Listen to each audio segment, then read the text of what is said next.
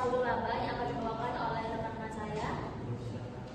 Yang pertama, Kurniasa. Baik, terima kasih. Di sini kita akan membahas tentang ekuitas saldo laba, di mana tujuan dari pembelajarannya ini. Yang pertama itu kita harus tahu kebijakan dividennya, terus ada juga bentuk dividen, terus nanti materi kita juga ada tentang pemecahan saham, terus juga bagaimana pencatatan saham tersebut serta penyajiannya dan laporan keuangan. Nah, di sini kita harus tahu dulu apa pengertian dari saldo laba. Nah, di sini saldo laba itu merupakan akumulasi hasil usaha periodik yang memperhitungkan pembagian dividennya, dividen koreksi laba rugi periode lalu, dan reklasifikasi plus revaluasi aset tetap. Nah, dalam artian saldo laba ini merupakan saldo laba yang masih ditahan di perusahaan yang belum dibagikan dividennya kepada pemilik saham. Nah, di sini itu ada komponen-komponen tentang ekuitas pemegang saham tersebut. Nah, di sini itu ada modal saham. Modal saham ini kita gunakan untuk mencatat saham yang ada di perusahaan. Nah, jika ada penanaman saham tersebut, maka yang akan kita catat sebagai seorang akuntansi yaitu nilai nominalnya dikali jumlah lembar beredar dari saham tersebut. Nah, yang kedua itu ada biaya saham. Nah, biaya saham itu merupakan selisih harga jual di atas nilai nominal saham. Nah, sehingga ini merupakan keuntungan dari penjualan saham kita tersebut. Nah, jika ada kerugian misalnya nilai nominalnya di bawah nilai pasar, maka itu merupakan disambil dari saham tersebut. Nah, yang ketiga itu ada saldo laba. Saldo laba ini dapat kita cari dengan laba ditahan ditambah laba atau rugi tahun berjalan. Nah, kalau jika memperoleh laba maka ditambahkan, jika rugi maka dikurangkan dari laba ditahan kita periode tersebut.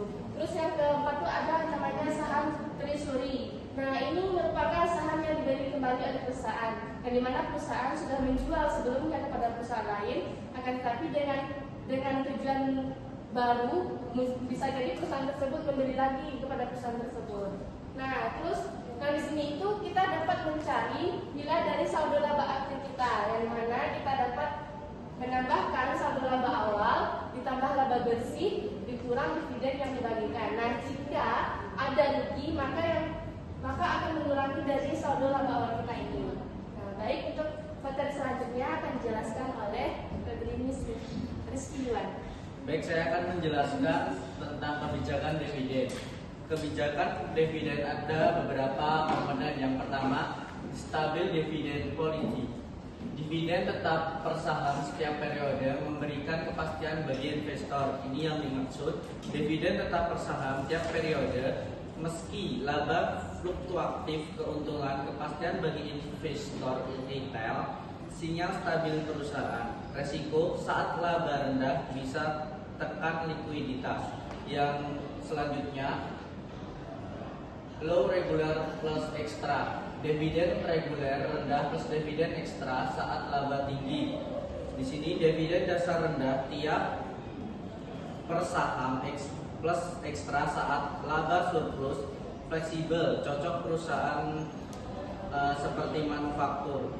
Selanjutnya, constant payout ratio. Persentase tetap dari laba bersih, dividen berfluktuasi sesuai laba. Selanjutnya, residual dividen policy. Dividen dari sisa laba. Rumus dividen sama dengan laba bersih dikurang retained earnings untuk proyek. Ideal untuk perusahaan ekspansi cepat, tapi investor kurang suka. Selanjutnya, bentuk-bentuk dividen. Bentuk-bentuk dividen di sini ada beberapa komponen. Yang pertama, dividen cash. Dividen cash ini adalah bentuk dividen yang paling umum di masa perusahaan membagikan uang tunai langsung kepada pemegang saham. Dividen ini biasanya diberikan jika perusahaan memiliki kas yang cukup. Kedua, dividen saham. Dividen saham dalam bentuk perusahaan tidak membagikan uang tetapi memberikan tambahan saham kepada pemegang saham yang sudah ada. Jadi jumlah saham yang dimiliki investor bertambah meskipun nilai total kepemilikannya relatif tetap. Ketiga, dividen properti. Dividen ini dibagikan dalam bentuk aset selain kas, misalnya tanah, bangunan, atau investasi lain yang dimiliki perusahaan. Selanjutnya, keempat, dividen likuiditas. Ini terjadi ketika perusahaan membagikan sebagian modal kepada pemegang saham, biasanya karena perusahaan mengurangi skala usaha atau sedang dalam proses penutupan. Selanjutnya akan dijelaskan oleh Febrini. Baik teman-teman, di sini saya akan menjelaskan pemecahan saham atau stock split. Sebelumnya kita harus tahu dulu apa itu pemecahan saham. Jadi pemecahan saham itu adalah nilai nominal tiap lembar saham tanpa mengubah nilai ambil saham secara keseluruhan. Jadi ketika ada terjadinya pemecahan saham atau stock split ini, kita tidak perlu mencatat di dalam jurnal. Saya di sini sudah menyajikan catatan faksi. Sebelum stock split up, jumlah saham PDPN yang adalah 20.000 lembar dengan nilai nominal 500 per lembar. Pada 1 Oktober 2017, nilai nominal saham per lembar bertambah menjadi 100. Dari hasil ini, maka jumlah lembar sahamnya menjadi 100 lembar, yakni 500 dibagi 100 kali 20.000 lembar. Jadi, bagaimana jurnalnya? Seperti yang dibahas tadi, pada pemecahan saham atau stock split tidak perlu dilakukan penjurnalan. Selanjutnya, saya akan membahas penyajian dalam laporan keuangan. Jadi, bagaimana sih saldo laba itu disiapkan? Jadi ada 3 tempat seperti yang kita tahu: neraca, laporan perubahan ekuitas, dan juga catatan atas laporan keuangan. Nah, pada neraca kita akan menampilkan posisi ekuitas. Posisi ekuitas termasuk saldo laba pada akhir periode. Selanjutnya, catatan atas laporan keuangan sebagai pengumpulan detail kepada publik. Jadi, ketika laporan ini saling berhubungan, angka saldo laba akhir di laporan perubahan ekuitas harus sama dengan yang ada di neraca. Selanjutnya, dalam perubahan ekuitas menjelaskan mengapa saldo laba berubah dari awal ke akhir periode. Dan selanjutnya ini adalah contoh dalam laporan keuangan. Yang di sebelah kanan saya adalah contoh dalam laporan neraca, dan yang di sebelah kiri saya adalah laporan perubahan ekuitas. Teman-teman bisa melihat cara pengerjaannya sama seperti laporan-laporan keuangan yang telah kita kerjakan sebelum-sebelumnya.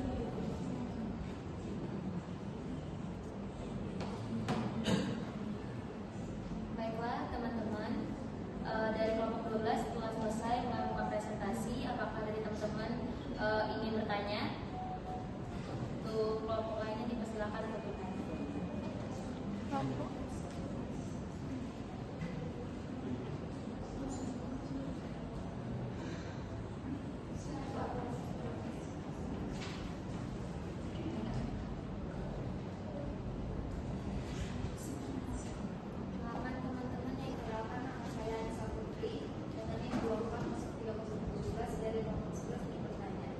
Bagaimana cara menghitung saldo laba akhir dan apa saja yang mempengaruhi perubahan? Terima kasih. Adakah yang lainnya? Baik, silakan Putri.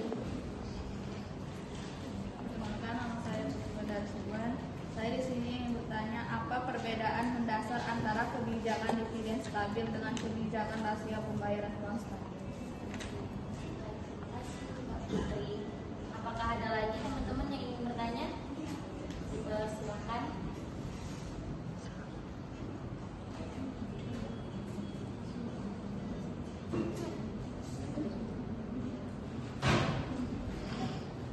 Perkenalkan, nama saya Muhammad Yusuf Arfan, saya 2403026 dari kelompok 4. Saya ingin bertanya, sebutkan 3 tempat penyajian ekuitas dalam laporan keuangan dan jelaskan keterkaitan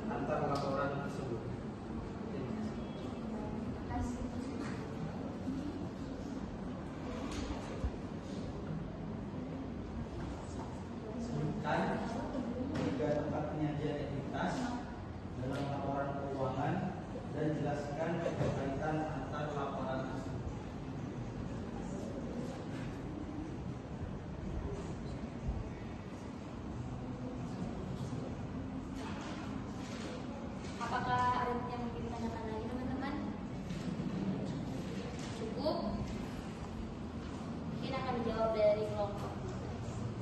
Baik, terima kasih pertanyaan untuk teman-teman semua. Nah, pertama saya akan menjawab pertanyaan dari Mbak Anissa Putri Sianturi. Nah, di mana cara menghitung saldo laba akhir kita? Nah, jadi dapat kita ketahui untuk menghitung saldo laba akhir itu diperoleh dari saldo laba awal ditambah laba perusahaan terus dikurang dividen yang kita bayarkan ke pemilik saham. Nah, kalau misalnya perusahaannya dalam kategori rugi, maka yang awalnya laba tadi itu saldo laba tadi itu ditambahkan, maka kita kurangkan dengan rugi perusahaan. Nah, bagaimana Mbak Anissa? Baik, terima kasih. Baik, saya akan menjawab pertanyaan dari Saudari Putri Kesimpulan. Apa perbedaan mendasar antara kebijakan dividen stabil dengan kebijakan rasio pembayaran konstan?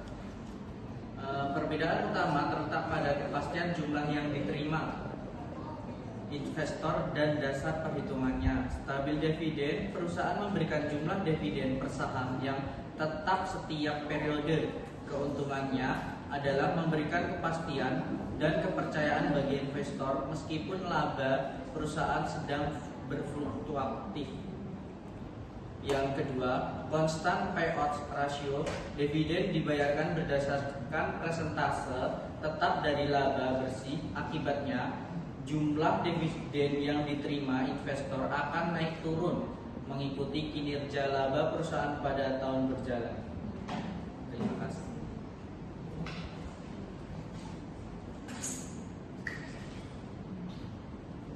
Baik, selanjutnya saya akan menjawab pertanyaan dari saudara Yusuf dengan pertanyaan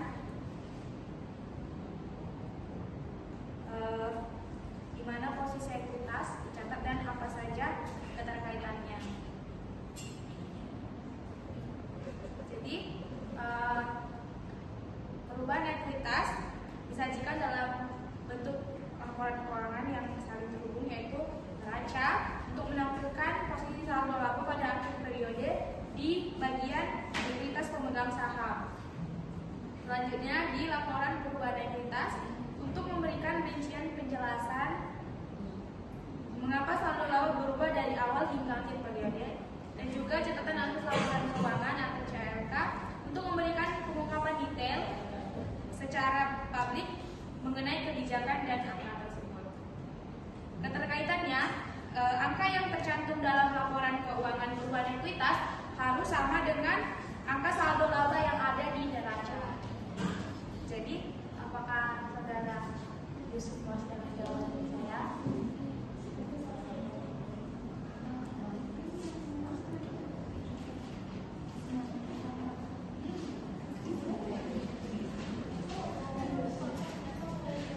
Baik, terima kasih kepada teman-teman karena telah berpartisipasi untuk bertanya kepada kelompok 12. Di sini saya akan menyimpulkan dari ekuitas. Jadi kesimpulannya, ekuitas pemegang saham terdiri dari modal saham, hasil saham, saldo laba, dan juga saham treasury. Saldo laba adalah komponen penting karena mencerminkan akumulasi laba yang tidak dibagikan. Kebijakan dividen perlu dipilih dengan cermat dan bentuk dividen bisa beragam. Pemecahan saham tidak memerlukan jurnal, semua perubahan dicatat dan disajikan dalam neraca, laporan perubahan ekuitas, serta catatan atas laporan keuangan. Mungkin itu saja dari kelompok 12 atas presentasinya. Sebelumnya kami ucapkan terima kasih. Wassalamualaikum warahmatullahi wabarakatuh.